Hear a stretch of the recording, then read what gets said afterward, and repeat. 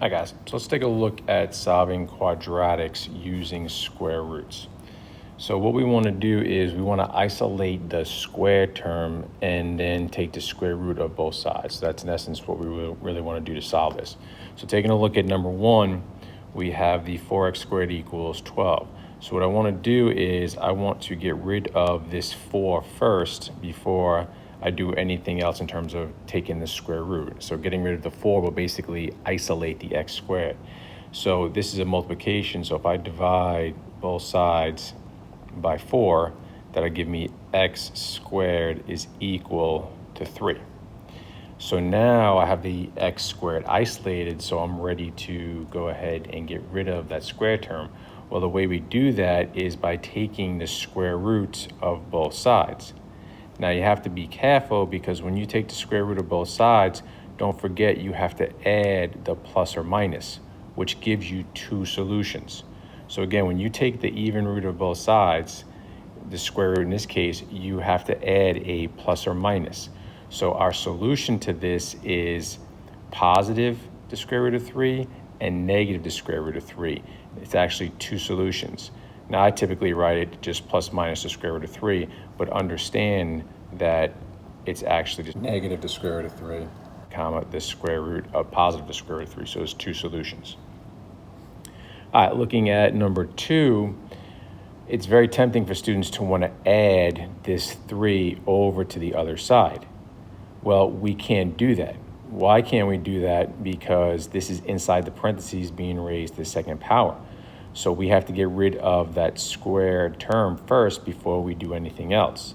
So what are we going to do? We're going to go ahead and hit the square root of both sides. So that's going to leave me what's inside, which is x minus 3 is equal to, don't forget the plus and minus, because remember when you take an even root, you have to add the plus and minus.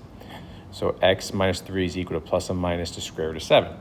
Well, I don't have the x by itself, so now I need to get rid of that 3. Now you can go ahead and add that 3. So what that gives me is x is equal to, now you can't combine it with the square root of 7 because first of all, it's a square root and this is not a square root, so you can't combine those. But it goes in front because your answer is going to be 3 plus or minus the square root of 7. It's two solutions. Basically, this means that you have 3 plus the square root of 7, and then you have 3 minus the square root of 7. So they're two distinct answers. You can leave, for our purposes, you can leave the answer like this, saying 3 plus or minus the square root of 7, as long as it's written this way. Or you can split it up into these two answers right here. All right, let's look at the last one here. Now, when you see, you can't do anything with the minus 2, but this minus 5 is outside that square term. So we can go ahead and move that first. So I can add the 5 to both sides first. So that gives me x minus 2 squared is equal to 16. So now it looks like number 2. I can go ahead and take the square root of both sides. And that'll give me x minus 2 is equal to, don't forget the plus and minus, the square root of 16. Well, you might be saying, well, I know what the square root of 16 is. It's 4. And you want to go ahead and do that. So x minus 2 is equal to plus or minus 4. So now the last step is we're going to go ahead and move this 2 over. So I'm going to go ahead and add 2 and add 2. So x is equal to, the common mistake, students do this all the time, they tell me that the answer is plus or minus 6. That's not true. That is not the answer. And I'm going to show you why. Because remember, you have a positive 4 here and a negative 4 here, and then you're adding the 2. So this really is 4 plus 2, and then it's negative 4 plus 2. Remember, you got this positive here, and then you have this negative here.